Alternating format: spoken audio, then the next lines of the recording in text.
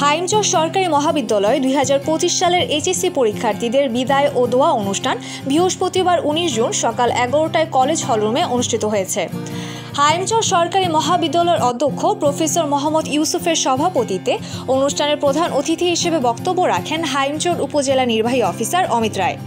উপজেলা নির্বাহী অফিসার পরীক্ষার্থীদের উদ্দেশ্যে বলেন, কেবল জিপিএ 5 বা ভালো ফলের জন্য নয়, বরং সুশিক্ষা অর্জনের মাধ্যমে একজন নৈতিক মানুষ হিসেবে নিজেদের গড়ে তোলা উচিত। তিনি শিক্ষার্থীদের পরীক্ষার নির্ধারিত সময় পূর্বে কেন্দ্রে পৌঁছানো এবং কোনো পরীক্ষাকেই অবহেলা না করার গুরুত্বের উপর জোর দেন। তিনি আরও বলেন, আপনার জীবন, আপনার ক্যারিয়ার সবকিছুই ভেবে একটি ভালো পরীক্ষা দিবেন।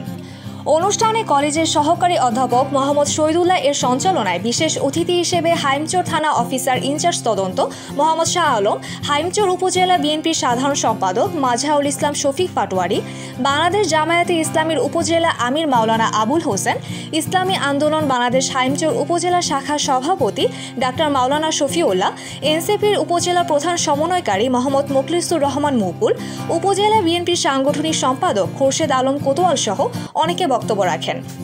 অন্যান্যদের মধ্যে বক্তব্য রাখেন কলেজের সাবেক অধ্যক্ষ মানোয়ার হোসেন মোল্লা, সাবেক ভারপ্রাপ্ত অধ্যক্ষ কামরুল ইসলাম।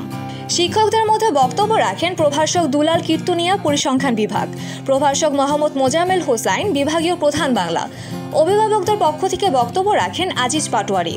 বক্তারা শিক্ষার্থীদের প্রতি কলেজের সুনাম বৃদ্ধি এবং সুশিক্ষা অর্জনের মাধ্যমে হাইমচর উপজেলাকে আলোকিত করার আহ্বান জানান। গন্ডামারা এবিএস ফাজিল ডিগ্রি মাদ্রাসার অধ্যক্ষ মাওলানা আব্দুর রহমান হামিদি দোয়া ও মোনাজাত পরিচালনা করেন। অনুষ্ঠানের শুরুতেই পবিত্র কুরআন থেকে তেলাওয়াত করেন কলেজের প্রভাষক ইমাম হোসেন।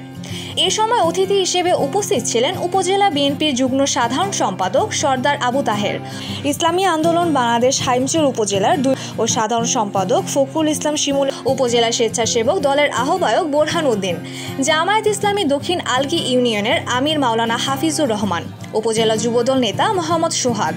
অনুষ্ঠানে অন্যান্যদের মধ্যে উপস্থিত ছিলেন কলেজের শিক্ষক, শিক্ষার্থী, অভিভাবক এবং এলাকার গণ্যমান্য ব্যক্তিবর্গ উপস্থিত ছিলেন।